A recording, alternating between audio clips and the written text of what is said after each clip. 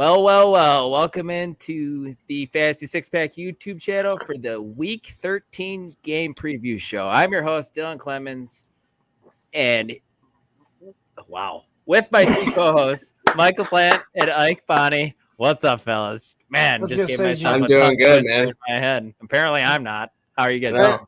Ike was having a stroke, getting his notes ready. Dylan's having a stroke during the show. Yeah, that was brutal stuff. It's awesome too because you asked me before show you ready? You ready to intro us? Yeah, dude, I got it, and I absolutely didn't have it. No, that was butcher. That was like first time ever podcast for us. It was great. I was like, did you forget stuff. Our names after like 15 years? There's no prompter going on, man. I don't know what to do. The script's gone. The script's gone. The script's gone. But first, I want to apologize to you guys for being late to the show. I got caught up at a family Christmas parade, and I want to apologize to all our fans that are watching. All one of them. So yeah, but I apologize. But hopefully, we're ready to move on and talk some football, guys. How's your guys' nights though? Do anything? It's Friday. Watched a little bit of Washington and Oregon. That one's a big one. Also, the SEC championship. Washington was winning last I saw. Very nice. Michael Penix, man. If you had to pick Michael Penix or JJ McCarthy for your Michael Penix. Yeah, it's Michael. You would too, Mike? I would put McCarthy like a second or third rounder. Or should be. I don't love McCarthy, but I know there's teams that I have heard rumors that teams are starting to fall in love with the guy. Just wait, Dylan. That's going to be our quarterback next year when we get Jim Harbaugh. I just hope it's Justin Fields, but I don't think so, Tim. Well, guys, what do you say we jump into things? We got 6 teams on bye. Oh, yeah, I got to do a little bit of housekeeping, too. Guys, this really is my first time. Please hit that like button. Please subscribe to the channel if you don't already. You get all this great content that I'm trying to get out of my mouth. That's restricting his brain flow. Do it. Yeah, that's what it is. It's the hat. Is your left arm numb? Are you having a heart attack? But after you hit that too much button, or what? No, I just had one old fashioned, but maybe that's getting to me. But yeah, after you hit the like button, after you subscribe, head on over to fantasy6pack.net/plans to become an all access member. Just for $9.99 a month, you get access to our award-winning rankings. And guys, the best part is access to the Discord, and you get access to our DFS team with the stacking tool, with all of our projections. It's just really good stuff. Hopefully you make your money back right away the first slate, but I'm not going to guarantee you anything. But Chris Robin, Dave Eddy, Keith Fleming, Joe Matz, everybody, they'll make your money back at some point, guys. I will promise you that. It's a collective group of brainiacs when it comes to DFS. And, you're making a playoff run. You're trying to get it in the playoffs. You join our Discord. You can ask us any questions anytime. Somebody will be there to answer for you. So once again, fantasy6pack.net/plans. Mike, there is a promo code too, right? FF playoffs, you get 25% off? Yeah, FF playoffs, correct. And I believe it is 25% off. If I'm wrong, you can blame me. I love it. But without further ado, guys, let's jump into the first game. And that is between 2 underperforming teams. We got the Los Angeles Chargers taking on the New England Patriots. And Ike told me pre-show that he really liked his question that I'm about to ask him on the show sheet. He likes every question. If you had to choose between Jalen Guyton or Quentin Johnston, like this week with 6 teams on bye, like I said, the Ravens, Bills, Bears, Vikings, Giants, Raiders, all on bye this week. So you're missing. Pretty much every team has guys you want. Wide receivers, yeah. Except for Giants. That's true. Dylan, wide receiver wise. Dion says you owe 10 push-ups. Dion, I don't know if I could do 10 push-ups. No, you have to. You have to. I could do 10 push-ups. Yeah, maybe not 25, but 10. I think. No, you can. If I can, you can. But what are you thinking here? Right? Quentin Johnston or Jalen Guyton, if he's good to go? I haven't seen the practice reports if Guyton has been in. Mike, could you check that while Ike's answering this question? Yeah, sure. Why not? So I'm going to have to go with the first round talent here in Quentin Johnston, only because they both have been playing pretty similar. Both have wide receiver 3 finishes. And other than that, they've done absolutely nothing. Granted, Guyton I believe, missed last week or played limited. I don't remember, whatever. But still, both of them are risky flexes, if at best. I'm sure you can find better options. I mean, I'm sure we're going to get to later receivers, but down here, but like a Drake London, What about I'd rather have over him. What about an Elijah Moore with Joe Flacco starting at quarterback? See, that's intriguing because I honestly don't know what Joe Flacco is going to do. I know. Is he going to throw 40 times? And they played together too when they were on the Jets together. But we'll get into that a little later. I don't want to spoil all that. I just don't like playing either one of these guys. But if you absolutely have to and you have both of them on your lineup, I'd go Quentin. Just hope that the first round talent actually breaks out. Maybe let's make this a running segment on our show, guys. I know I asked you Trey Palmer or Quentin Johnston in Dynasty last time. Let me ask you Quentin Johnston or Demario Douglas moving forward. Who would you rather have? In Dynasty? In Dynasty. Both rookies. Quentin Johnston. Ike, it's the QB that does it for you. I mean, but what if the Patriots get like the third pick and they got Bo Nix or Caleb staring them dead in the face? What if they get the first pick now, Rookie quarterbacks don't produce wide receiver ones typically. Carolina just fired their coach. They're going to win this week. That's just the thing that happens. I'm still going to go with Quentin just because the first-round talent for this year going into next. But if he doesn't produce next year and I'm seeing Demario Douglas outperform, then obviously it's him. but it's still Johnston for you guys now, huh? For now, yes. I'm just so worried about him. I'm so scared. I mean, at least he scored a touchdown. Everyone's scared. It's the apocalypse. Yeah, I don't have any shares of Quentin Johnston, and I'm pretty happy about it. So, but you're still starting Austin Eckler. You're starting Justin Herbert still in this matchup, right? Especially with all the bye weeks. So I think we can go ahead and move on to the New England side of things. Mike, you don't have to. The running back cupboards, though, is looking pretty thin out there. So I'm curious your thoughts on Zeke this week as a viable RB2 option. He has absolutely no ceiling. I wrote about him in the waiver wire article this week, Mike, and I'm sure you're going to talk about it. But at this point, he has like a 6-point floor. And you might just need that, Mike, but I'm curious your thoughts. Do you have him in the top 24 guys this week, or are you kind of nah? No, he's not top 24. He's averaging about 10.5 touches a game this year, which is all right. In his last 3 games, he's getting 11.6. So it's a little bit of an uptick, but again, like you said, averaging just 7 fantasy points the last 3 games. So like I took a look at it as just, general, consensus, and take it as, as you will, because it's Fantasy Pros. But on Fantasy Pros, he's ECR running back 34. So I looked at it and I, got a little bit more into it, and I found this a little bit interesting. Zeke gets less touches than Jalen Warren, who's at 11.8, who we know is just more. Yeah, who we know is just more explosive. So, with the same amount of touches, we know Jalen Warren's going to do, possibly do much more. The ceiling's a little bit higher. And Zeke gets less touches than Kareem Hunt, who's at 10.9 touches per game. And Hunt has 6 touchdowns this year, and as we know, is touchdown dependent. Meanwhile, Zeke hasn't scored a touchdown since week 7, and he only has 2 on the year. So, I mean, I took those 2 running backs purposely because Zeke is no longer explosive. So he's not going to be doing what Jalen Warren's going to be doing. And it's not a touchdown-friendly offense in New England. So he's not going to be very touchdown dependent. So, man, it's very bleak. I know there's 6 bye weeks. 6 teams on bye, but you got to try to find someone better than Zeke. Yeah. At least as RB2. I hear you. No, I get maybe a flex, but he is very, low floor and low ceiling.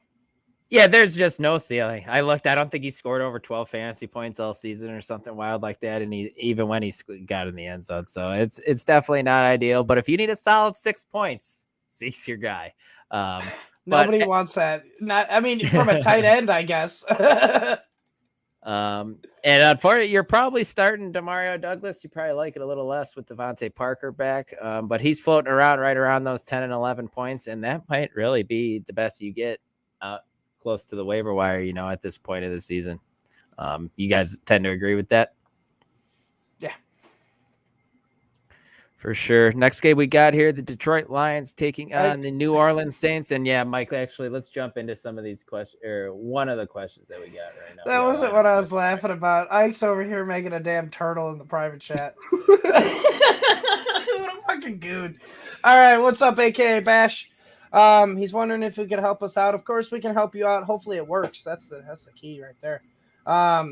He's got he needs to pick 2 running backs, 3 wide receivers. His running backs are Eckler, Etienne, Kyren Williams, looks like Rashad White, and James Conner. So let's just get that out of the way first before we muddy the waters anymore.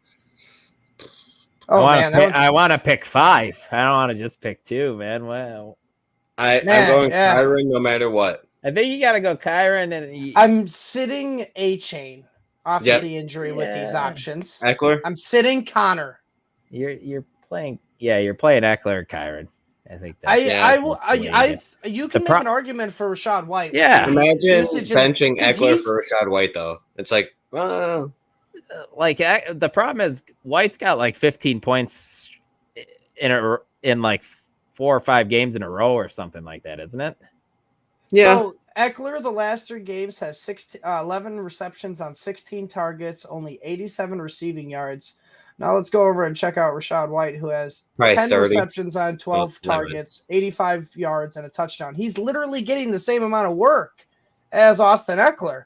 Mm-hmm. So why can't we play him over Austin Eckler? I think Eckler has more scoring opportunities, maybe. If Keenan Allen is out, give me Eckler. Keenan Allen's not going to be out, but that's possible. The point. That's the point. If Keenan Allen is in, give me Rashad White and Kyren. I know it's hard to bench Eckler here, man, but you got plenty of good options. You guys want to move on to the wide receivers now here? Yes. Amon-Ra St. Brown, Jalen Waddle, Michael Pittman, Tank Dell, and Deebo Samuel. Yeah, you got a stacked-ass team. I think it's Amon-Ra. I think is hurt, right? Or banged up a little bit. Who? Amon-Ra? Tank Dell? Yes, but he told the media himself he expects to play, but we know how that works out sometimes. I think you go St. Brown. I think you go Waddle, and I think you go Tank Dell. Tyreek Hill is also banged up. But Pittman's seeing as much targets as Amon-Ra, which is like 3 to 4, maybe even 5 more than Waddle per game. Also got a good matchup as well against Tennessee, too. I'm going first 3. It's Amon-Ra, Waddle, and Pittman. A Tank could be in a shootout. Yeah, and so can the Dolphins and the Commanders.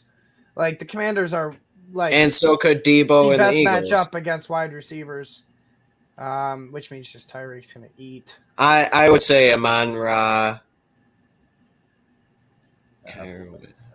Amon-Ra, Pittman, and Waddle. Yeah, I would go Amon-Ra, Waddle, Pittman, but if you want to swap out Waddle and Tank, I don't blame you. Agreed. Right on. Go ahead and move on to the next thing we got. That's not a question, but hello, Albert.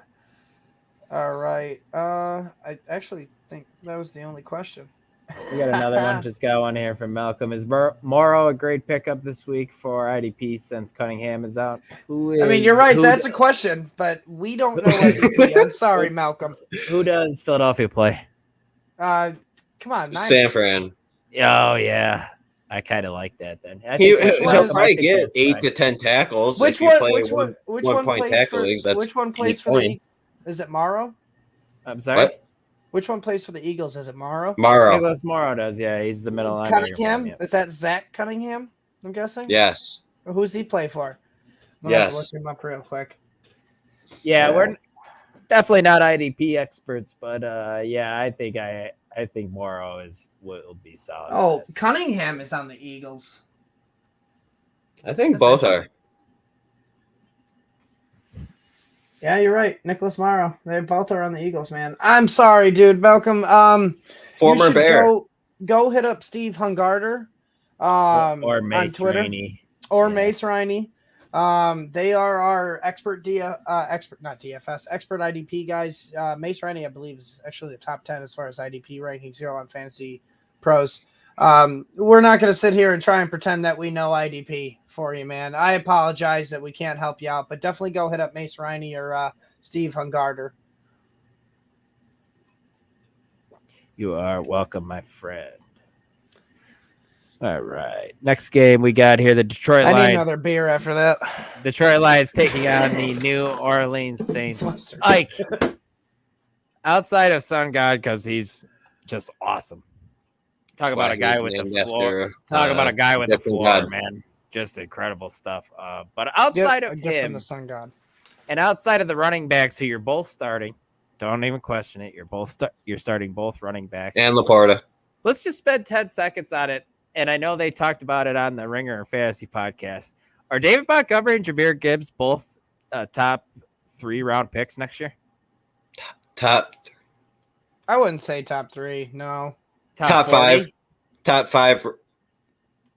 Who goes first, Jahmyr Gibbs or David Montgomery? I think there's going to be a major overreaction with the fact that the running backs have been so kind of bummed this year, second year in a row. So I feel like, wide receivers are going to be going even earlier, just the way it kind of has been rolling. It's going to be the same as this year. So you're going to think it's more extreme, though, because the running backs are showing this is now the second year in a row that they have been the less scoring position. Yeah. It's going to continue. You could just get some random guy off the waiver wire and be fine with him. So true, unless you got CMC. It's CNC, and then it doesn't matter the rest.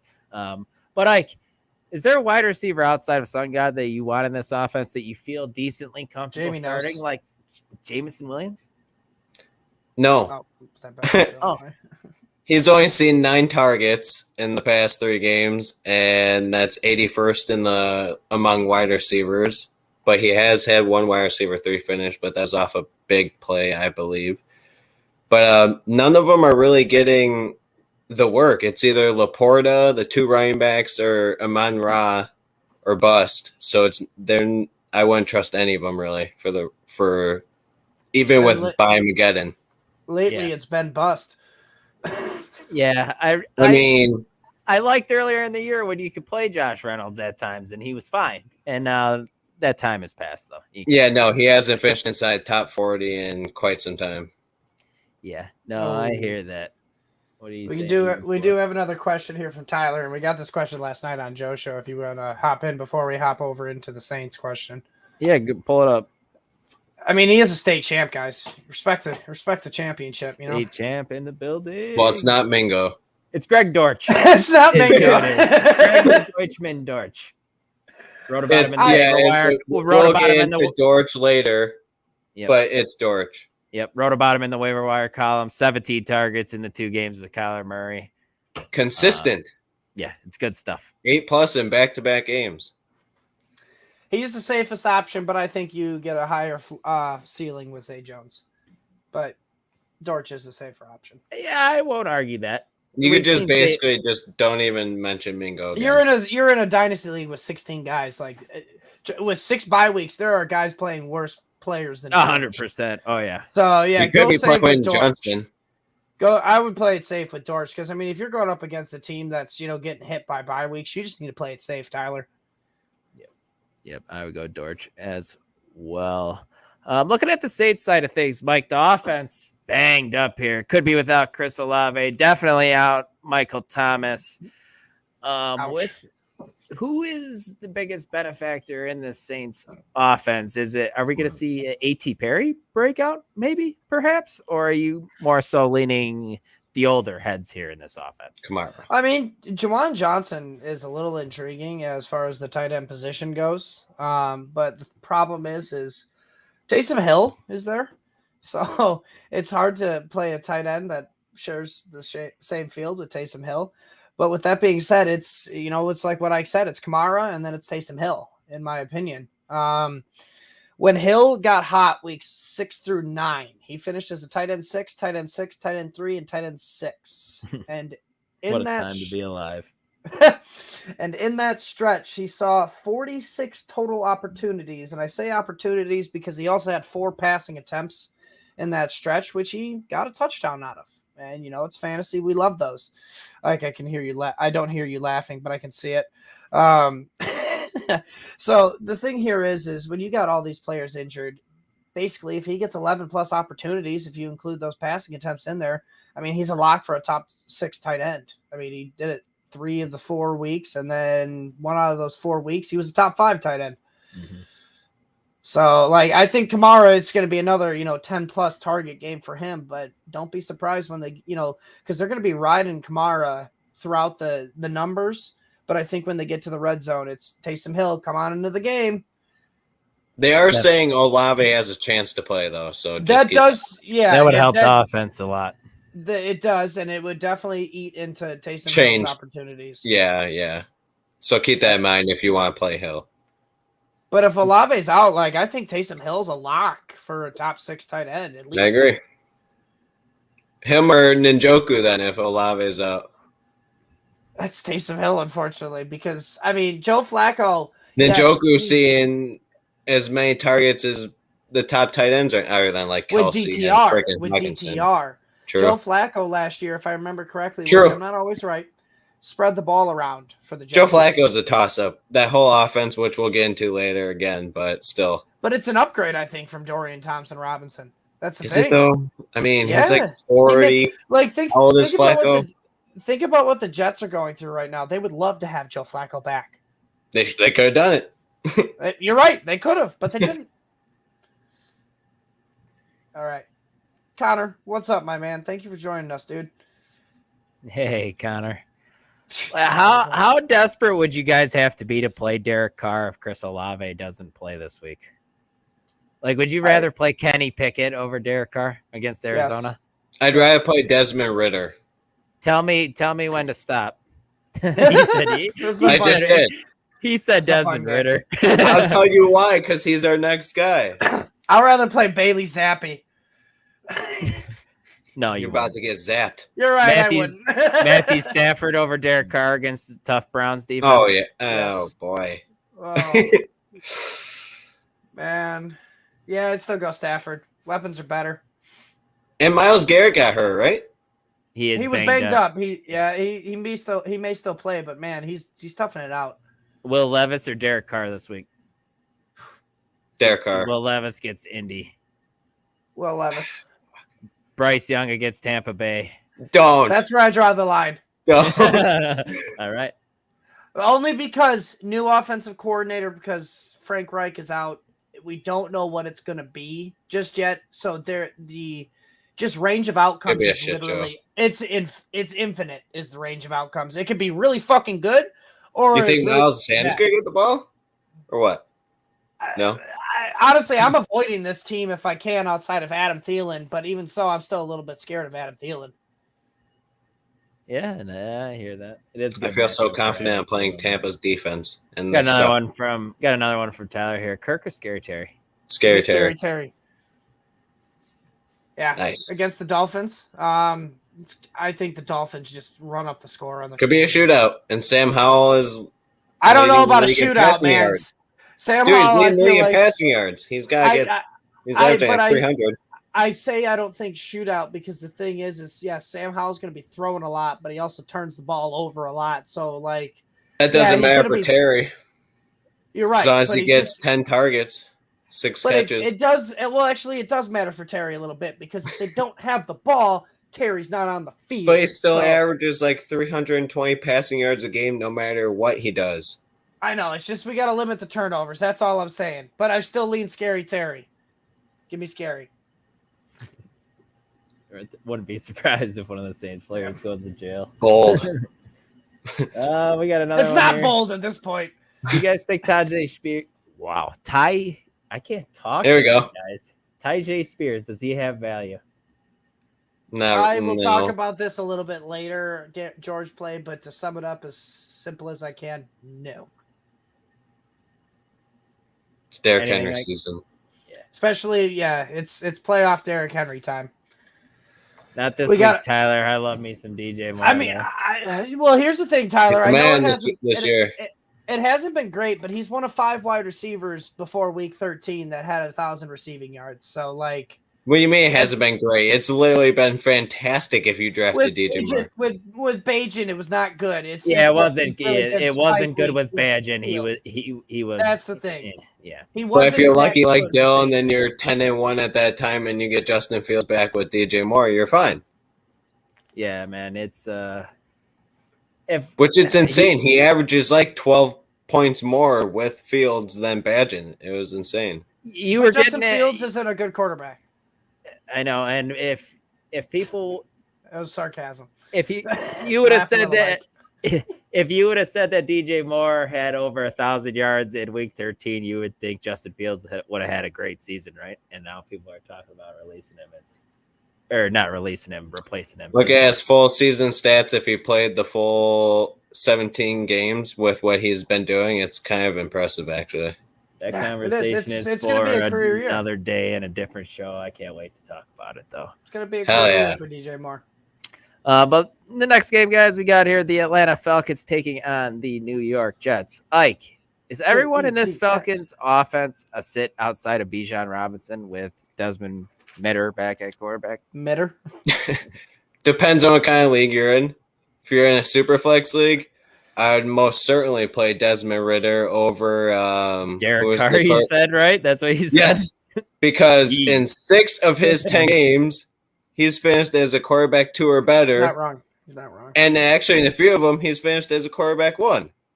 So, for some reason, he's got the rushing floor the rushing that Derek Carr will never have in his life. Plus, Derek Carr is devoid of every target he has in the receiving game. So, yeah, I think Ridder can be a solid super flex option, but nothing more than that, to be honest. Would you start Jared Goff or Desmond Ridder this week? And mind you, Jared Goff has the 9th toughest matchup against QBs against the Saints. Isn't Goff at home? He is at New Orleans, so add that in there as well. Ooh, I don't know, man. You gotta go Goff still, obviously, but temper your expectations on that. You sit there and you question it though. Like that's what Ridder is though. He's getting into that conversation now where you can now start to question in that super flex QB2 spot. Like, all right, I can make an argument for Ridder now. That's what I was getting at. Agreed. And it's better than Heineke. Oh yeah, unfortunately. Anybody else like London, Pitts, Johnny, or no? For obviously, Pitts is a no because he's had 5 straight games under 10 fantasy points. His best finish during that time was tight end 16. During those 5 games, he's been the tight end 23, averaging 6.8 points per game. I don't know why. That's what Zeke's getting. They're just not featuring him. What's even worse is Jonnu Worse is averaging worse fantasy points per game at 6, so you can't trust him either. So it's just a shit show right now, man. I saw the wildest play. Somebody tweeted, and I'm sorry for not remembering. Yeah, you're good. But it was a video of Jonnu Smith getting a wide receiver screen in the backfield, and then Jonnu Smith throwing a ball to Mikael Pruitt, while Kyle Pitts blocked for it. I'm like, what the fuck is going on here? Decoy. It sucks, man. Drake London's trending upwards. He did finish as a top 3. Kyle Pitts is going to have a great career, I think. You can't trust him either. The Falcons. The problem is if you have Drake London on your roster, you're probably forced into starting him this week in a tough matchup against the Jets, and it's about he's a de facto wide receiver 3. He's a de facto wide receiver 3 with the bye weeks this week. Yeah, I would love to know what your other wide receivers are if you have London. George Pickens or Drake London? Huh? George Pickens or Drake London? George Pickens. No, Drake London. Really? All day. But they want to get the ball to Pickens more. But here's the thing. They had their best offensive yardage game, 421 total yards of offense since 2019, might I add you. And George Pickens had 5 targets. They even in their best game, but how many yards did he have, though? I want to say 80. I'm going to look it up, but I want to That's good. I could be wrong. Actually, I think it was 50. I'm looking. Okay, that's worse, but don't get me second. hyped up when you say 80 next time. 60. No, it's 58. All right, what the fuck? Catch percentage was first. It's 60% catch percentage, 58 yards. So 3 receptions for 58 yards. It's 8 points. Kenny Pickett just sucks. It is what it is. No, it's. I'd rather play Ridder over Pickett in Superflex leagues. Yeah, I'd lean that way too, to be honest with Especially you. like this week because it's the matchup's really good against running backs. So like Warren and Najee are like must starts. Come on, don't be telling people that. They got to listen to the show more, man. All I said is must starts. I never said why, other than the fact that it's a good matchup. You want to talk about must starts? It's nobody on this next offense that we're talking. We got the New York Jets here. No, you got Garrett Wilson. Or how many targets did he get with Tim Boyle, Mike? He got 10 targets. So Okay, like there you he's go. not must start, but you start Garrett Wilson. Yeah. But man, Breece Hall. In the last 3 It's been games, he's bad. only getting 50. Yeah, remember when you told me, man, Breece Hall, he's coming on. I don't. It's the QB situation. Honestly. Just wait till It's not Aaron Breece Rodgers Hall. gets there. It's also the O-line situation. That O-line is pretty much a college O-line at this point. And he's injured. Yeah, but my point is like 15 touches the past 3 games averaging, which is basically what Mostert's been averaging all year at 15.5. So if you're telling me Breece Hall's getting as many touches as Raheem Mostert, that's disgusting. All right. I mean, it's Now, not disgusting, but no, it's not disgusting. great. Breece Hall deserves 20 plus touches a game, like when he I comes agree. on healthy. So can't sustain drives, which is a problem. yes, because I mean this isn't helping with, and like I said, O-line is because of this. What's the most discouraging part is he's only averaging 25.3 rushing yards the past 3 games on 2.5 yards per carry. Those are Najee Harris numbers in the beginning of the year. All right, and Worse. now this is exactly worse. But he's being held up into the RB2 conversation because he is getting an average of 6 targets over the last 3 games because Tim Boyle just can't throw it deep. So like you start Breece Hall this week because of the bipocalypse, but man, it's fucking brutal. Don't watch the game. Same with Garrett Wilson. Like I said, you start him, but he's pretty much a wide receiver 3, but he's wide receiver 2 when it comes to the volume he's getting because he's getting 10.7 the past 3 games, which is tied for 6th amongst wide receivers behind Keenan Allen, CeeDee Lamb, Tyreek Hill, Devontae Adams, and Michael Pittman, and also tied with Tank Dell. So that's encouraging. The volume is there, but God, dude, wide receiver 28 in fantasy points per game at 12.2 the past 3 games. So like a really high floor, you're probably going to get about a good solid 10 points from him. But man, that ceiling is so low, it's cramped for Garrett Wilson there. Yes, it is. Next game we got here. I got a question for you. Go Do you ahead, think man. the Jets would be better off with Cam Newton or any free agent quarterback or the 2 they got right now? Not Cam Newton, no. You don't think so? No, because they need a guy that can pass the ball. Like their team or for fantasy purposes? Just The to Jets win. would be better as a team to win games if Cam Newton was their quarterback. I agree. Tim Boyle, I agree. 100%. I For think the fantasy purposes, I don't think it helps. But to win the games, Cam Newton would give you 100% better chance than Tim Boyle, in my opinion. Who would you rather I have agree. if you were the Jets? Cam Newton or Ryan Tannehill right now? Ryan Tannehill. Yes. That's what I look at it. I think that threshold for But he's not available because he's on a team. No, you're not. You're right. You're right. The Jets just didn't want to spend any more money, man. That was No, all. they fucked up. They had to go give all that money to Delvin Cook because Aaron Rodgers wanted him, and now he's been phased out of the offense. Aaron Rodgers fucked the whole organization. Yeah, he kind of did because he's the reason. He's the whole reason Tim Boyle's even there. Otherwise, He's the they'd whole still reason have Joe Alan Lazard Flacco. had 4 for $40 million. and guys, Zach Or Wilson's whatever it was. bad. Zach Wilson's bad, but Tim Boyle's not any better. What's the point He's in worse. starting him over Zach Wilson? What's the point? He checks the ball To down. ruin Zach Wilson's confidence. It just, yeah. I mean, that might have been already gone, but yeah, it's not any better, man. Like Trevor Simeon's better than Tim Boyle too. Ooh, Angela. He should be Trevor playing. Trevor Simeon almost won a game for the Bears last year, and Probably didn't that have to roster drop was a one. total shit show, man. Too. So it's Who like would you rather have, Nathan Peterman or Tim Boyle? Nathan Oh, God. Peterman. Yeah, at least Nathan Man, I don't want either. Can we move on? Then Nate I Peterman would was at say least Cam a good Newton. I'd college say Cam quarterback, right? Tim Boyle was never even a good college quarterback. That's why none of this makes sense, but we got to move on. Well, Yeah, you're I mean, right. You guys, we can spend like 30 minutes on the Jets, but We're not we even gotta go. Yeah.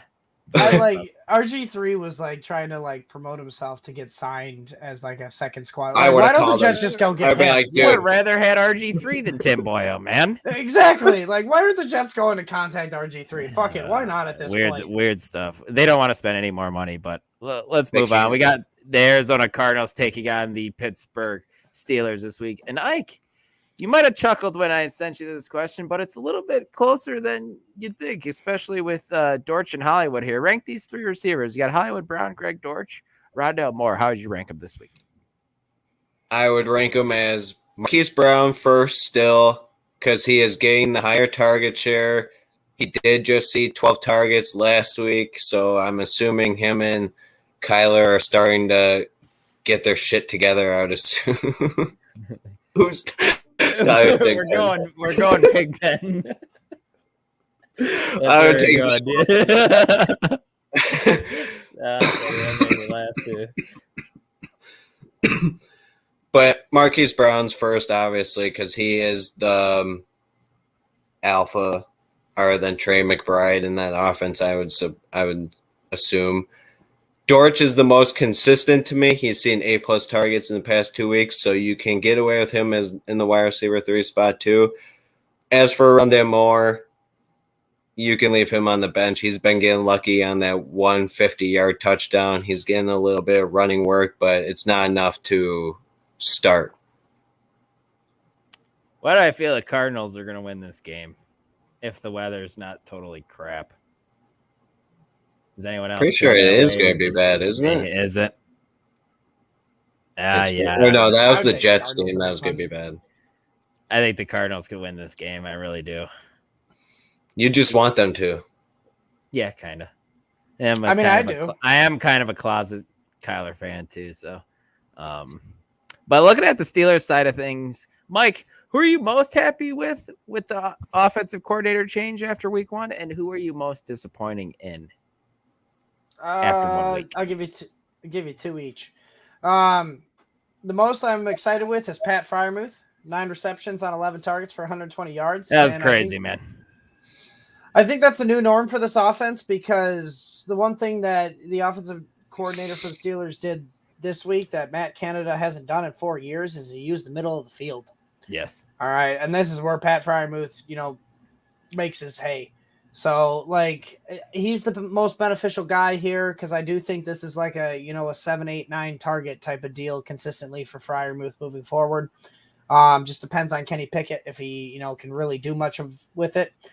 I'm kind of happy with Najee Harris here because I was a little scared how the offense was going to be after the offensive coordinator switch because Harris was kind of, getting a little warmer there, but he did finish his RB13, which is tied for his third best finish so far on the year, and had the most rushing yards he's had all year with 99 on a 6.6 yards per carry. So that definitely best of the year for him. You got 3 red zone touches for Harris where he got his touchdown last week. And honestly, the thing that really suckers me in for Harris is the second best matchup against running backs with this Cardinals offense. We just saw what Kyron Williams did to this offense. Yeah, Jalen Warren's probably going to have a day himself, but we even saw Royce Freeman score a touchdown against this offense last week with the Rams. So both these running backs are startable, especially with 6 teams on bye. Now, who I'm the most disappointed with is actually Jalen Warren, because in the new offensive scheme, he only managed a total 62 yards on 16 touches, which is more touches than Najee Harris had by 1 last week. And he only had 3.8 yards per carry, which is way off from his season average of 5.8. So literally 2 yards under his normal average. So that's a little scary, frightening there. But again, good matchup. I think it's a get right game for him. And then Pickens is just like I was telling Ike earlier. He's just boom bust, man. Probably one of the most boom bust, wide receivers in fantasy right now, but probably the most talented one of them all. All right. And he's just underutilized. Third option in the passing game behind Deontay Johnson and Pat Freiermuth at this point. I mean, only averaging about 4 or 5 targets a game. Yeah. I'm done. Yeah, it's definitely not great looking for George Pickens, but maybe he breaks out in a good matchup against Arizona. Looking at the next game, we got the Carolina Panthers. Fuck you, Ike. Taking on the Tampa Bay Buccaneers. Ike, is Bryce Young a streaming option this week with the lack of options? I know you kind of said earlier that this was the cutoff point for Derek Carr, but Are you out? I'm so out. It's a good I matchup, man.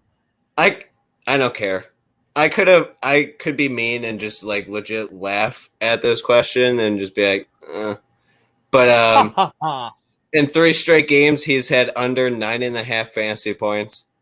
I don't care if he's playing Tampa Bay. They have a good enough pass rush to scare him enough to just be like, oh no, I'm going to see headlights and throw a few picks probably.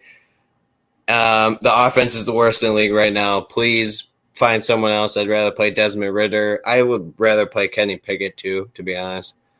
There's quite a few players I'd rather play. Mac Jones, Bailey Zappi. Either one. Mac Jones isn't even playing. Well, Bailey Zappi, Mac Jones, whichever one. You can get the combination of the 2 New England quarterbacks. You're starting Bryce together. Young over them. And yes, because Malik Cunningham has a package for him, which probably could steal a touchdown from Bailey Zappi, and that's why. I said a combination of all the Patriots quarterbacks, so fuck it, include him. Sure, yeah, I'd take Patriots combination of quarterbacks over Bryce Young. Bryce Young. All right, that's just how brutal it is for Bryce Young right now. It is. He has no weapons. Guard Adam Thielen. Who you gonna get? Why? Well, yeah, you got to. I do like Adam Thielen this week too. The Tampa Bay gets absolutely smacked around from the slot position. So, and that Adam Thielen ranks in, I want to say, the top 2 in slot snaps this season. So, I think I think he's gonna eat this week, Angela. I like that start. And he's probably gonna end up in my DFS lineup. I think he gets a lot of catches. I just don't know about a lot of yards. If he goes, that's fine. 80, you'll take that all day long. Yeah. So 18 for 80, Jesus. No, 8 for 80. Sorry. Oh, okay. I would take 18 for 80 too. I guess. Yeah, that sounds cool too. Looking at the Tampa, whoa, squeak down. I'm just brutal tonight. Mike, your mom's Tampa Bay, squeak. Tampa Bay Buccaneers side of things here. Is Chris Godwin someone you're excited to start this week? How about K. Dotton? What are you thinking here? All right, I won't say excited. But the thing here is that I looked a little bit into this, and this was a little surprising. Godwin and Evans have the same amount of red zone targets and receptions in the red zone on the year. 5 catches on 13 targets. But yet Evans is over here just being selfish, having 9 touchdowns compared to Godwin's 1.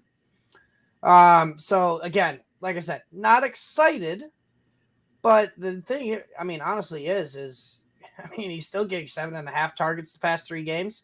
And overall on the total year, Godwin and Evans are averaging the same amount of touches per game at 4.9. So pretty much 5 catches a game. So like they have the same floor. It's just one ceiling is way higher, so much higher that, the Buccaneers have 21 total touchdowns on the year. I looked at it. It was 17 passing from Baker. I believe it's 4 rushing from Rachaad White. He hasn't had a receiving touchdown yet, I don't believe. I could be wrong about that part. But 21 touchdowns on the year. Mike Evans has 9 of them. That's 43% of their touchdowns. That's asinine.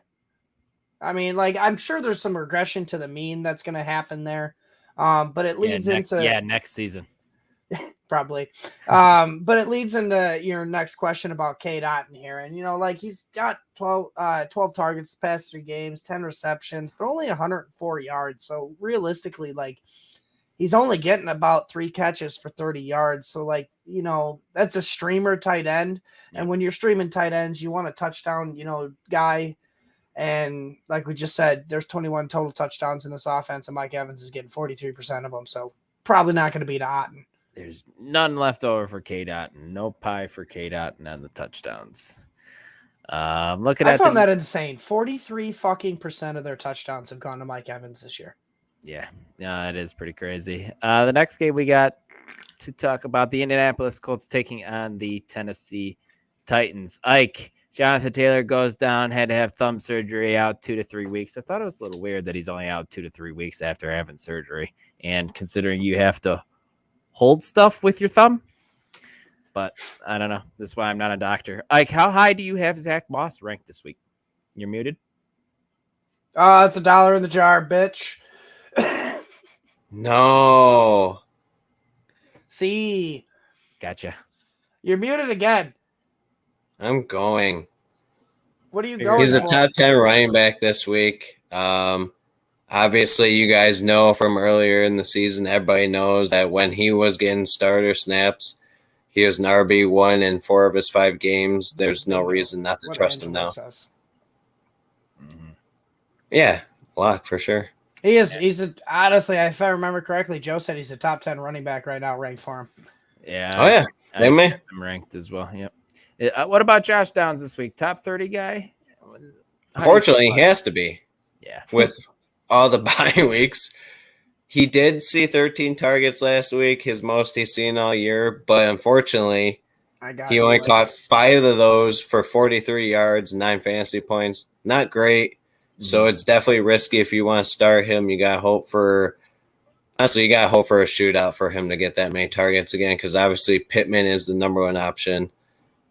In his 2 games before that, he only saw 4 targets. So he is super risky. I don't know if you guys really want to do that. I got you, Ike. I got you.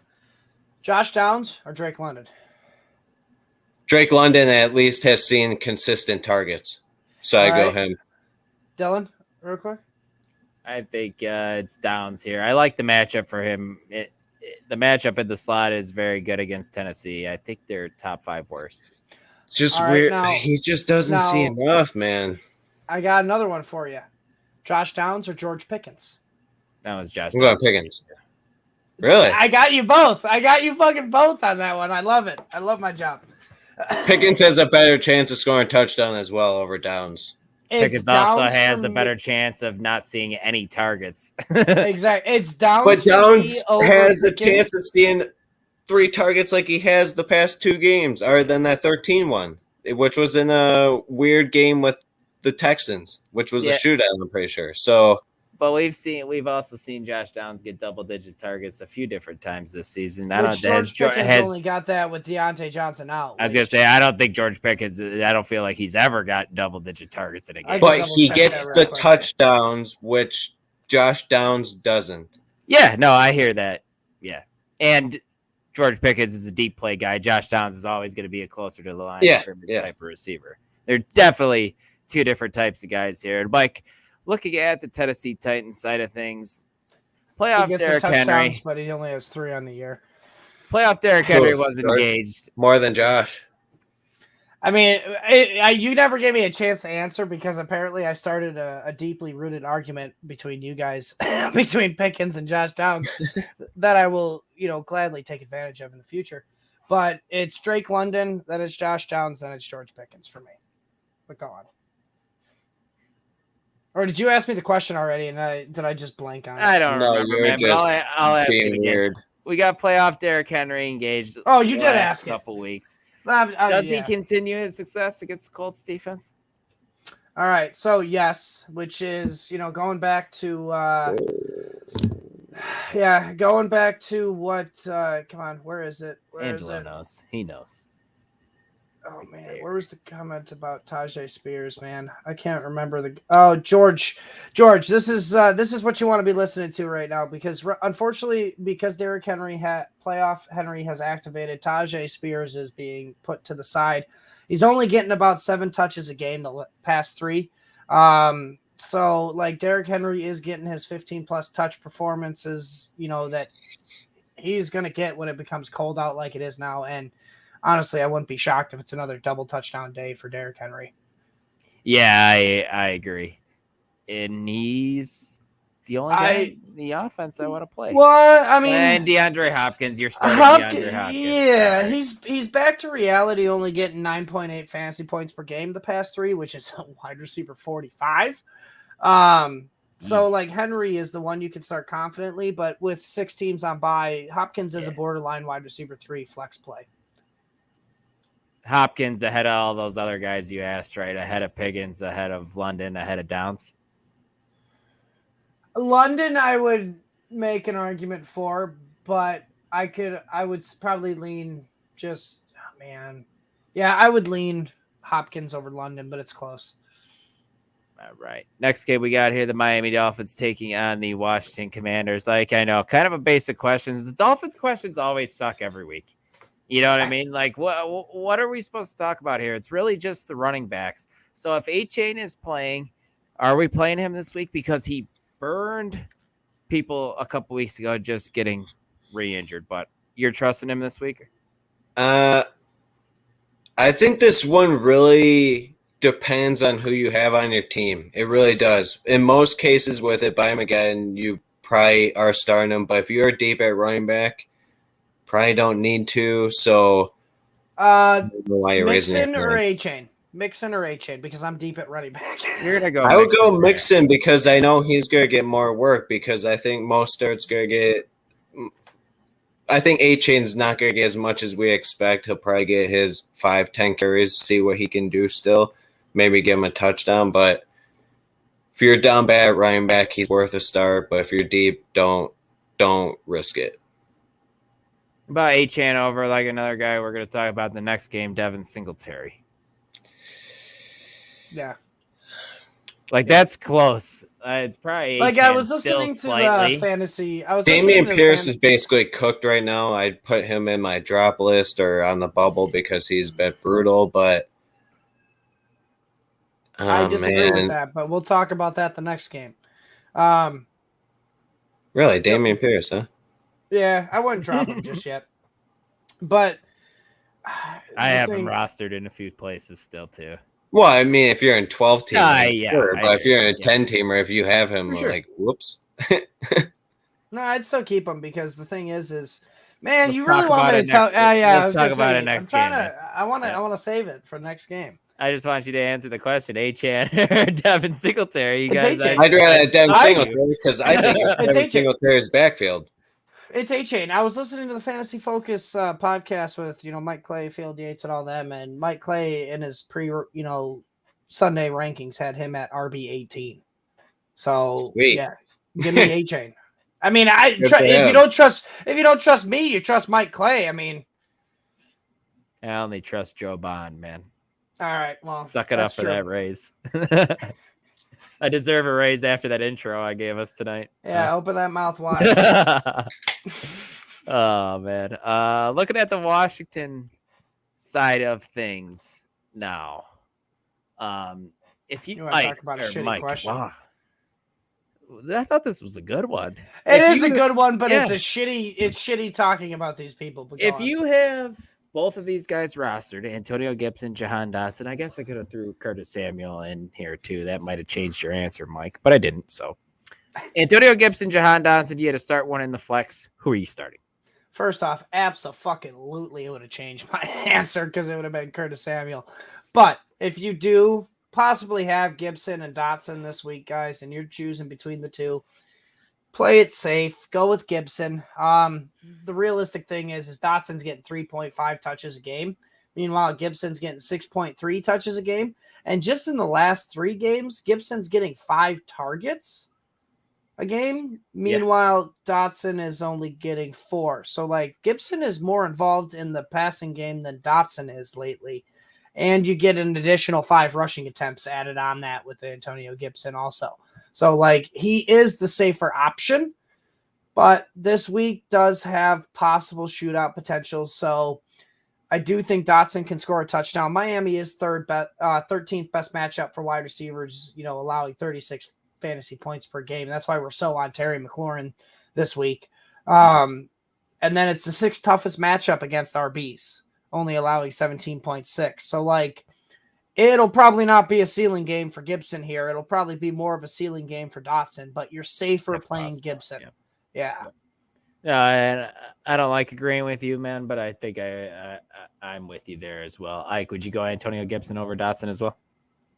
Yes. It's not fun. It is not fun a week. But we did say Curtis Samuel over both of those guys. Correct. It seems like he kind of flex territory. So, Sam Howell or Tua Tagovailoa, 10 seconds on that. Who would you rather play this week? Tua. Say that one more time. I was reading Jamie's comment. Sorry. Tua or Sam Howell? Tua. Yeah, it's Tua. The matchup's too good to pass up on. I agree. I know Michael Plant, except Jamie's friend request, man. I saw it. I was sitting here. I was looking at my phone, and I saw it came through. Then we were talking about the A-Chan stuff. Mixon, Swift, Kamara, A-Chan. I'd probably start A-Chan over. Najee Harris is close. but I think I would still lean Etienne slightly, but I would start the other three ahead of Etienne. Do you guys agree with that? Or Kamara, Swift, Mixon, Etienne, Najee in that order. Yeah. Kamara, Swift, I agree with you, Ike, but then it's A-Chain, Mixon, Najee. Whoa. Actually, I take that back. It's Kamara, Swift, A-Chain, Najee, and Mixon. The fuck? I actually put Nixon down at the bottom. Browning did not look that good. No, he didn't. Better in the Once he looked again, better we'll in get the into half later. against the Ravens. Like We'll I get told you into later, in the week after we came on against the Ravens, Dylan was like, he didn't look that bad, and it's like, yeah, because they didn't have any game tape. Now they have game tape. For Look sure. how fucking good he looked. Not very good. All right, so that was my biggest fear. But go on, we can move on. Jumping into the afternoon games, we got the Denver Broncos taking on the Houston Texans. Like, if you had to choose between Cortland Sutton and Jerry Jeudy this week, who are you going with? Super easy. Cortland Sutton. 4 of his past 6 games, he scored 14 or more fantasy points. He's been wide receiver 2 or better in 4 of those games. And he's consistently playing 80+% snaps. Jerry Jeudy hasn't reached 80% snaps since week 5. I don't know why. Maybe he's still dealing with that hamstring or whatever he's been dealing with. And he has yet to finish as a wide receiver 2. So Jeudy is not the guy for Russell Wilson. You're not the guy. You're not the guy, man. You're just not the guy. Yeah, it's Cortland Sutton. I agree with you as well. Like, you're starting Javonte Williams this week. I don't think Russ Man's a terrible tough matchup streaming for him, but yeah, you got to. Yeah. I don't think it's a terrible streaming option as Russell Wilson this week. Ike, is he borderline wide quarterback 12 in your rankings? I guess I have the rankings up. I can just pull them up. You actually have him as 13th. So, yeah. Yeah, he's right around there. The question I made for Joe and everybody last night for the show, Russell Wilson or Sam Howell? That one I would go Sam Howell. So. Really? I would go Sam Howell as well. It's a volume play. It's a volume play. I think Sam Howell has the opportunity to throw more interceptions or turn the ball over than Russell does. So correct, but Howell will throw enough to where he will make up for that. Where Russell Wilson, if he throws a pick, he does not throw enough to make up for it. They might have to lean on Russell this week, man. The running game is stiff for that team. Like, yeah, I'm looking. Perhaps. All right, so Russell Wilson, is 5th in touchdowns on the year for quarterbacks. Meanwhile, he's thrown 319 passes, which is 22nd for quarterbacks behind Zach Wilson. So like the volume is not there. That's what I'm saying. This is what I was talking about the touchdown regression for Wilson. It's just it hasn't hit yet because he keeps scoring touchdowns. But like you can get away with playing Sam Howell because of the volume. Even if he throws a couple picks, he's going to make up for it with just passing the ball more.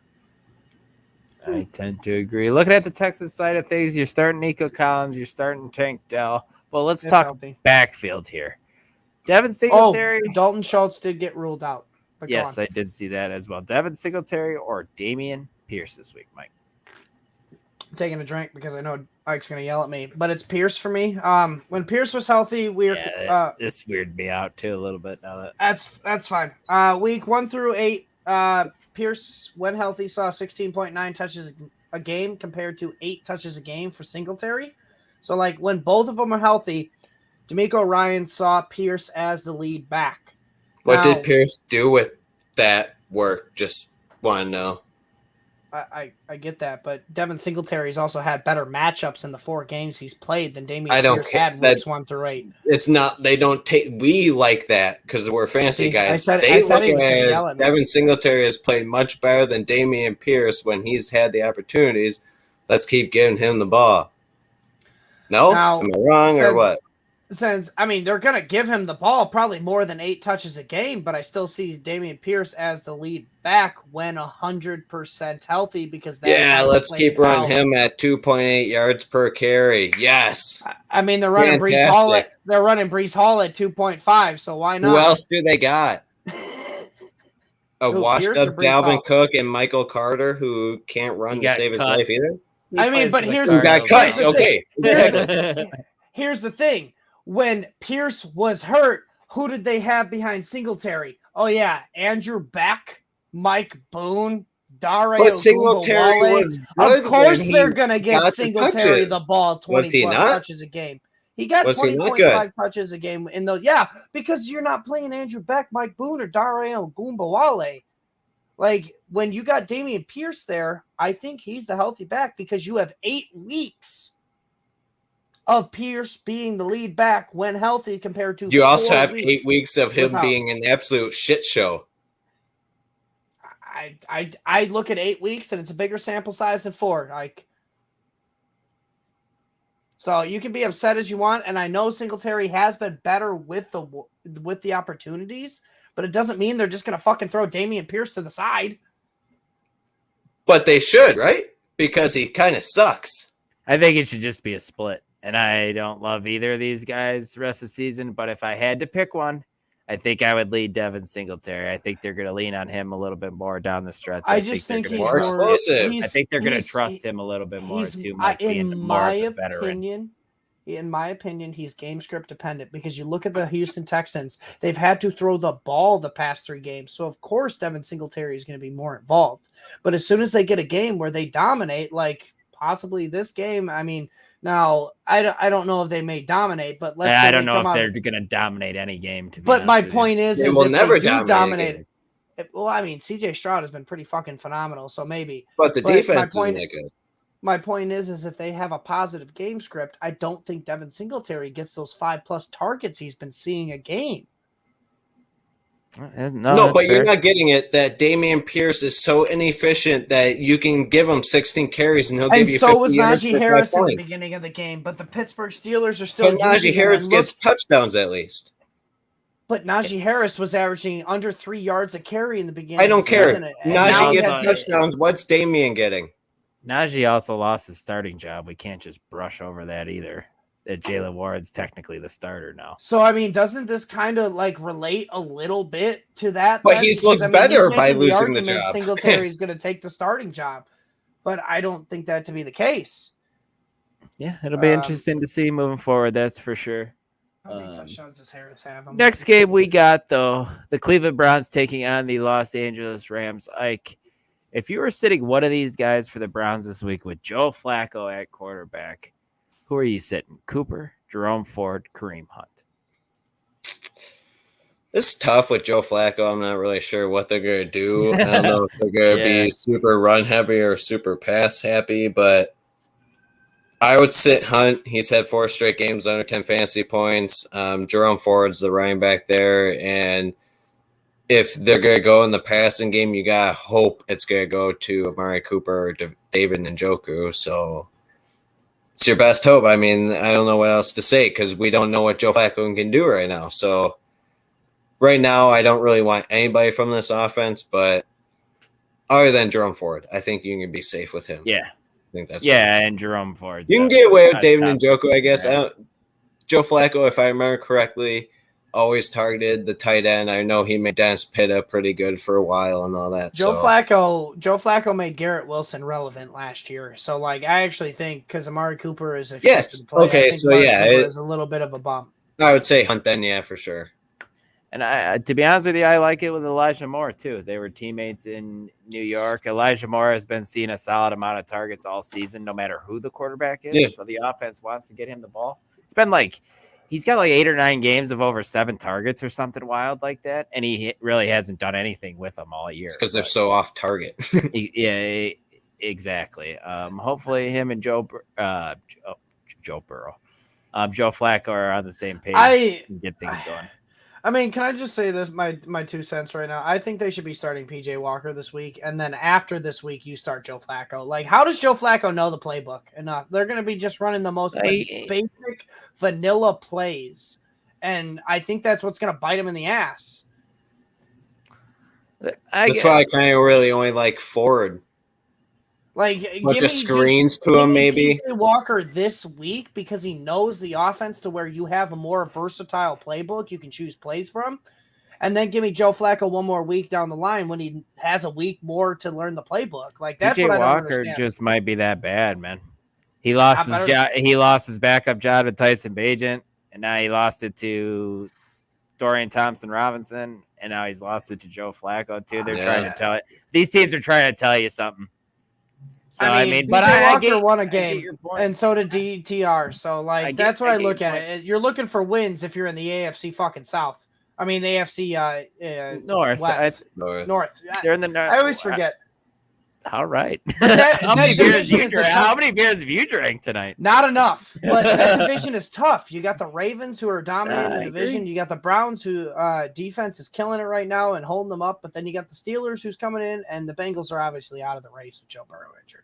All right. Looking at the Rams side of things, Mike, Cooper Kupp's really disappointed recently since coming back. Do you expect to bounce back this week against the Browns? And then not a good matchup. I hope, but I don't. I don't expect it. Last three games for Kupp. Go ahead. What were you saying? No, you're fine. I was just going to say last three games for Kupp, he's averaging as many targets as Tutu Atwell at 4.3. That's a little discouraging. Yeah, that's not fun. It doesn't seem like Kupp is 100% healthy, which I'm sure we can see from the eye test when he's running on the field. So they're just not using him as the number one option. It's been Puka getting 7.3 targets the past 3 games. But that's the glaring thing there is when the offense has Kyron Williams, they tend to lean on the run a lot more. So, because Kyron Williams is back, the passing volume is probably not going to be as much unless they could just get down in the game, which against Joe Flacco and the Cleveland Browns, I don't see that possible, that they get down in this game. Jamie starting Jake Plummer over Flacco. I don't know, man. One time, I don't know. I think it was my brother and I were talking about something, and I went and looked up Jake Plummer's stats. Whoa, they were brutal sometimes. Like that. What do you mean sometimes? You mean all the time? Like there were times. Just look at the stats of old quarterbacks. You'll see dudes like 26 picks or 26 touchdowns, 18 picks, and it's like that's an MVP here. It's like what the fuck? Well, they didn't pass a lot back then. They ran No, the but ball. still, it's like, dude, hang on to the ball. What are you, Josh Allen? Yeah, I want to look up Jake Plummer. I mean, Josh Allen's the number one QB in fantasy right now, even though he has the most interceptions. So what does it matter? I mean, I'm talking about real life, but Jake Plummer threw 161 touchdowns and 161 interceptions in his. That's career. fantastic. Yeah, it is. That's as Thanos would say, evenly balanced. Yeah. In 1999, Jake Plummer threw 9 touchdowns and 24 interceptions. Jesus Christ! But he also They kept him in the whole year on there. Like, you know that's what I expect Nathan around. Peterman would. That's what I expect Nathan Peterman would get with a full season. He started 14 games the next year, 16-16, 11-16-16, and then in Denver one year, he threw 27 touchdowns, 20 interceptions. So it's like, I mean, what a wild career. This podcast or this stream has just gone completely off the rails. Just what a time it was in the 90s, bro. Whoa, wild stuff. Looking at the next game of the year, probably. We say that every week, man. Generational matchup. Let's just keep throwing out all the typical stuff here. Like Brock Purdy, everybody healthy. He's a locked in starter this week, right? Oh yeah, big time. I'm gonna file a script and say what everybody thinks they're gonna it's gonna be. It's gonna be a shootout unless something weird happens, which it's the NFL. I think can happen, but in 3 out of his last 4 games, the Niners could lose 3 quarterbacks like they did in the NFC or 2 in the NFC Championship last year. Yep. Brock Purdy has 20-plus fantasy points in 3 of the last 4 games. He's quarterback 6 during this time, averaging 20.6 points per game. He is definitely trustworthy against an Eagles defense that is just brutal against the pass. I felt like you were reading an autobiography. Yeah, he's QB6 during this time. Yeah, I agree. It's good stuff. You're firing him up. You're firing McCaffrey, obviously. Debo, Kittle, Ayuk, Kittle. It's all these guys. They're probably not all going to hit, but most of them will. It's just hard to say whose week it's not going to be. Mike, another team with the Eagles. What do we talk about here? Dallas Goedert returned to practice, I guess. Maybe doubtful. He plays this week, but he's doubtful. Not playing this week. Yeah, okay. Doubtful this week, but he did return to practice, which is more than we expected. which makes Nice. me think that he will probably be back next week, most likely, which is going to be the end of Devontae Smith's run here. But we're going to ride it out one more week with Devontae Smith against a very juicy matchup against the Niners. Yes, they've been more stout since making the trade for Chase Young, but we're talking about Jalen Hurts here, one of the most clutch QBs in the league, if not the most clutch, coming off back-to-back one-score games. So, like, I think Jalen Hurts just, like, the Eagles give me Kansas City vibes when the Chiefs were on their tear and are still on their tear. They just find ways to win games, and I think the Eagles win this game, and I think Devontae Smith, Jalen Hurts have a great game. Devontae Smith is my silly string pick of the week. I think he gets the over. He's projected 11.79 points, and I fully expect you fucks to take another silly string pick of the week. Stop swearing at me all the time tonight, man. Well, you Don't know tell what? me what to do. Take a silly string pick of the week. So I was dying No. last week, all right? I'm also Live not on going to the do edge. it because the one time I do it, I jinx the person. He gets hurt. I don't want to do that to anybody else. You Cooper chose Kupp Cooper Kupp, who isn't even 100%. I went healthy. 1 for 1. I kind of want to end on the hot streak, to be honest. Panocha. There you go. I swore in Spanish. That's better. Yeah, man, you potty mouth tonight. I don't Yeah, care. figure it out. Pick a player for the silly string pick. I'm on a four. Dylan, you're rooting for Texas tomorrow or what? I'm sorry? It's You because rooting of for the hat. Texas tomorrow because your hat or what? No. Yeah, I'm not rooting for is Illinois because they're sitting at home the rest of the year. That's fair. But Just to saying. answer Actually, they your play question, Rutgers basketball tomorrow. Ooh. to answer your question in the show sheet, though, you want to know a little bit about Gainwell, if he's maybe worth a look. And no, he's not worth a look. He's the handcuff for Swift, and that is it. Only 10 total touches for him the past 3 games. So, I mean, yeah, he could in 12-team and deeper leagues, roster Gainwell because if Swift gets hurt, it's going to be him next most likely. But no, you're not starting him. Yeah, agreed. Getting into the night games. Sunday Night Football, Go we got the Horns. Kansas City Chiefs taking on the Green Bay Packers. Ike, our guy, Rashee Rice, is he a top 30 guy this week after seeing a boatload of targets last week? He saw 10 targets last week. He was a top 5 wide receiver too. That's a boatload for a Chiefs receiver. I would like to see that continue because if that continues, obviously this is the guy you want going into your fantasy playoffs and the guy you're going to want to start every week. But as of right now, he's still risky wide receiver 3. See what he can do against Green Bay. I think he'll have a good game, so you can probably start him. I mean, who else are they going to go to other than Kelsey? But what about Justin Watson, man? Is he a streaming option this week? No. Other than his 11-target game where he finished as wide receiver 16, he has only seen 5 targets or more in 2 games. So, yeah, it's not great for him. He's just a deep threat that can make one big play and help him down the field. That's about it. Yeah, no, I agree with you there as well. Mike, you get a Packer question. I'm sure you're uber excited about it. You are playing one wide receiver out of this offense, Watson, Dobbs, Reed. I could have thrown Wicks in here as well, I guess. Who are you playing out of these guys? And I know Jaden Reed I don't think he's practiced all week, right? Banged up. That one I'd have to look up because. Yeah, no, you don't have to. I know. I'm 100% sure he didn't practice yesterday, but I'm not sure. I know Aaron Jones was ruled out. So, thing is if I got to start one, it's close, but it's still Jaden Reed right now. Main reason being is, basically my argument here is like Jaden Reed is Watson, but he gets the rushing attempts. Like they're pretty much getting the same amount of work, but Jaden Reed gets the rushing attempts. Washington beats Oregon. That's good for Washington. Locked into the college football playoff now, right?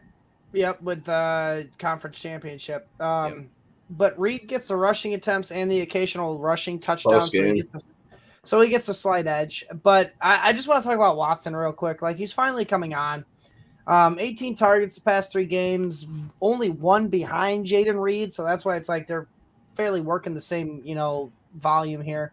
But Watson is being utilized more in the red zone. 5 targets past 3 games compared to 2 for Dobbs and Reed. So like Watson, I do think there's going to be some more touchdowns for him coming in, into the, later half of the season. So like he has a chance to maybe be a league winner, depending on if Jordan Love can keep up the streak of actually playing well.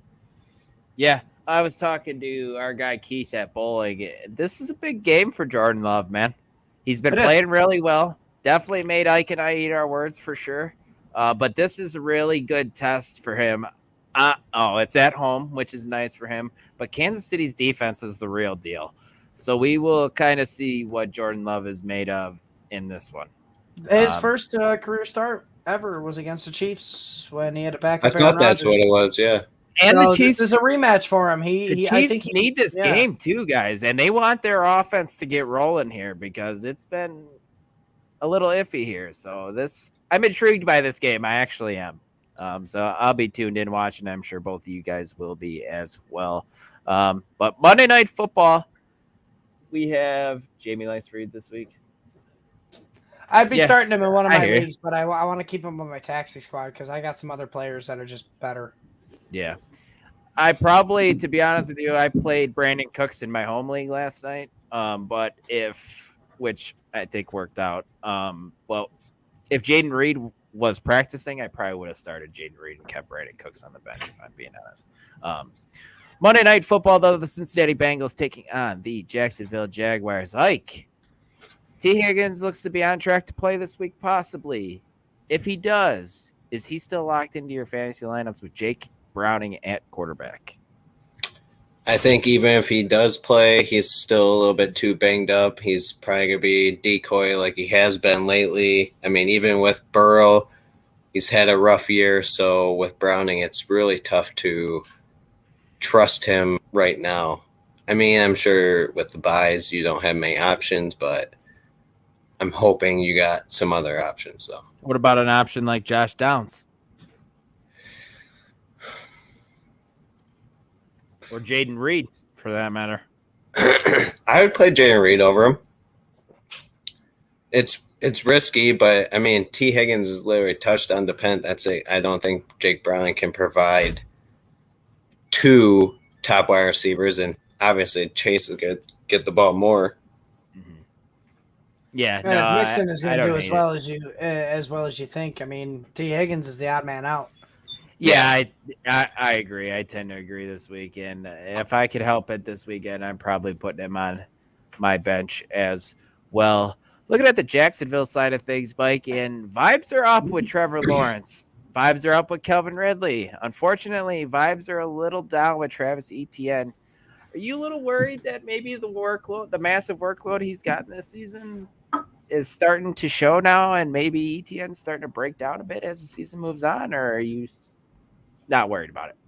I mean, let's be real. Every running back breaks down by the end of the season. But just talking about Etienne, since week 10, Etienne has faced the 7th worst matchup for running backs against San Francisco, 5th worst matchup for running backs against Tennessee, and Houston was all right, in the middle of the pack, 15th best matchup, and that was when he had his best week, in that 3-week stretch at RB20. Now it's not been the RB, top 10 RB that we've been getting, but in those games that we got that top 10 RB week 1 through 9, like he was getting 22.3 touches a game, 3rd behind only Barkley and Kamara. Now he's 16th in touches per game the past 3 at 17.3. So it's a little bit of a downtick in volume. So it's just like every running back, they're wearing down a little bit here. But he's still a fringe RB1. Like he's just more towards the back end. The Bengals are the 14th best matchup against running backs, so it's just a smidge better than Houston. So I expect, kind of like an RB2-ish finish. But if he gets the touchdown, which, let's be honest, Trevor Lawrence has been getting a little lucky with his rushing touchdowns lately, Etienne is easily an RB1. Mm-hmm. Yeah, I could see him finish it as an RB1 this week, definitely with 16. It's a touchdown. You still have him. I keep asking you when I could just pull up your rankings because I have him up. I was going to ask you if you have him as a top 10 guy this week. And in half PPR, you have Travis Etienne as your 7th running back. ECR at our site actually has him as a top 3 guy. Like you have him at 7. You're the lowest on him this week. You're muted, my friend. Another dollar. Wow, we're all rusty today. We're all bad. What Mike's do you over mean? here. Mike's over here talking about God knows what. Mike's been muted all night, and I can't talk at all. So it's just wild stuff. Oh man, Talking about Borophyll. that's funny. But yeah, he's been having a rough time lately, so you gotta bring him down a little bit. Yeah, you have Derrick Henry ahead of him. It's Derrick Henry season, man. Yeah, you have Derrick Henry 4. ECR on our site has him 11. I was gonna say 11. Joe has him at 11. Sorry, ECR has him at 7. Shoot for the stars, bro. I love it, man. All it needs is a passing touchdown. You just shoot your shot with your rankings every week. I absolutely love it. But guys, that's it. What a fun show. This totally went off the rails. We went 120 minutes and we had 3 less games this week. It's just incredible stuff. We never cease to amaze me, guys. But before I get out of here, I should have asked you this earlier when we were talking about this game. San Francisco or Philadelphia, who do you got? And how crazy is it that did you guys see this? That Philadelphia, whatever their record is, 10-1, 11-1, 10-1, 10. They're underdogged at home to San Francisco by like 3.5. Did you guys see that? Yeah. That's why mind blowing. That's why a lot I of think people the are Eagles puzzled. are gonna win. They're gonna use that as bulletin material. So that's why I think the Eagles pull it out. Like Bill Simmons and Cousin Sal do guess the lines every week, and Simmons was just flabbergasted that was the line. I don't know, but I wonder if there's ever been a team that has this late in the season at home with 1 loss has ever been underdog before. Yeah, I feel like it's been the Eagles last year or whatever it was. I feel like it's really interesting stuff. But did you guys answer it? Who do you think's winning? I'm sorry, San Fran. Eagles. I think I lean San Francisco because I know you said bulletin board material too, Mike, but how much bulletin board material does San Francisco have to want to win this game after what happened in the NFC Championship? San Fran said that they would have been in the Super Bowl if they had their quarterback. There's been a lot of shit talking. To prove it. How is that not more? Prove it this week. How is that not more bulletin board material for the Eagles, though? I think they could back it up, though. I think 49ers have a team that can back it up. See, the difference is like, yes, you give the edge to the defense in the Niners, but I give the edge of the offense in the Eagles. And when it comes down to it, the tiebreaker is the quarterback, where you have Jalen Hurts compared to Brock Purdy. So, see, I think the defense for 49ers is significantly better than the Eagles, and I think the offenses are super similar to where that the 49ers are just better. I think that's what I think. If the Eagles can shut down CMC, that offense looks awful. Because that offense runs through CMC. You're right. Good luck. But that's the thing. That's the Eagles. That's what they do. Their defense stops the run. They don't stop the pass. So that's going to be the challenge. It'll be interesting to see if they could stop this running game, though, because it's on another level right now with McCaffrey and this just everything. But, man, you look at what Jalen Hurts is doing. It's like, how do you pick against him right now? Yeah, they're definitely – they figure out a way to win every single week, man. It really is kind of crazy at this point because they haven't played great, outstanding football yet, but they're doing enough to win games. But, guys, what do you say we wrap it up now? Hit that like button on your way. Tie. Yeah, I pulled that up. Hit that like button if you haven't already. Please subscribe to the channel if you don't already. Hit that bell for notifications so you know when we go live or another video is posted to the channel. Mike and I will be back at you with the Sunday social live stream on Sunday. Please head on over to fantasy6pack.net/plans, become an all-access member, access to our award-winning rankings, access to our entire F6P team, so you can get any advice that you need all the time in our Discord as you head toward your playoff run. Mike, am I forgetting anything or are we good? The only thing I'll say is if you need any more vindication that it's worth, the subscription, we have 5 people that are in top 20 at Razzball right now. Like, Great which stuff. it's not Scott Fishbowl, but it is a multi, tournament entry, and we have 5 people from Fantasy Six Pack, and they're like, guys, like, I don't like to toot my own horn, but Sounds Fantasy like you Six Pack knows their shit. Mike, we've known you for years. You like to do that. No. Don't lie to the people, man. The steam is the vape, not my horn. You can say your team's 3-9 and you have a really good team because you have a lot of points. So All I know is like you're one loss move from on. being eliminated, so I just hope that happens. All right, guys. It was a great show. I enjoyed it. Hopefully you guys did too. But like I said, Mike, you can check me and Mike out on the Sunday social on Sunday 9:30 Central Time. Just go ahead and wrap this up so I can stop talking. But until next week or until Sunday, we'll see you guys. Talk to you Peace later. out, everyone. That was a great show.